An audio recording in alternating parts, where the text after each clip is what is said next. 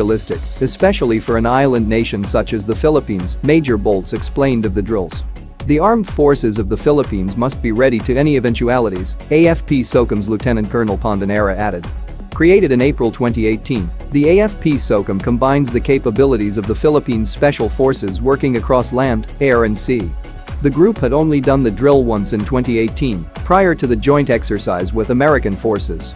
The relatively untouched island of Lubang in the Philippines' western edge, endowed with dive spots, white sand beaches, and clear blue waters with abundant marine life, was turned into a practice venue for possible clashes for a day. Civilians, including children, watched part of the exercises from afar.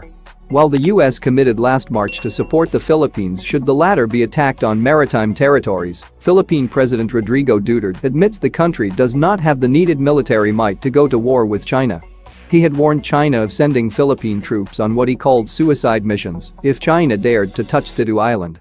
The airfield seizure drill is just one of the exercises in the yearly series of joint military drills of the alliance conducted across the Philippines.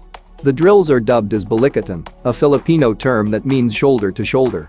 U.S. Marine Corps Brigadier General Christopher McPhillips, U.S. Exercise Director, called the annual exercises one of the premier military training events in the Pacific Hemisphere that has helped us to maintain regional stability, uphold international norms, combat violent extremism, alleviate human suffering, and much more. This year's Balikatan is a step up from the drills in 2017, which saw the first Balikatan under President Duterte, when the exercises were scaled down to exclude maritime operations.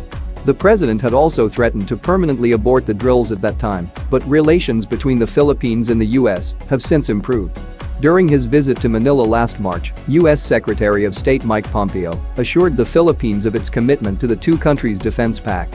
However, Philippine Defense Minister Delfin Lorenzana is still calling for a review of the said mutual defense treaty. Mr. Duterte's famous pivot to Russia and China is interpreted by his aides as the establishment of an independent foreign policy, citing supposed reliance in the past to traditional partners like the United States.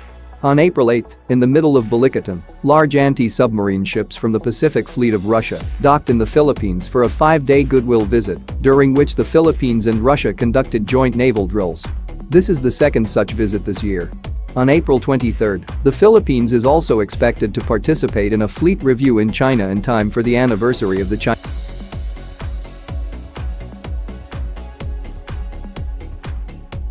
According to Philippine Navy spokesperson Captain Jonathan Zata, the tentative plan is to send a delegation of around 500, with a task force commander aboard the Philippine ship BRP Tarlac. The ship was also part of a fleet review in South Korea in 2018.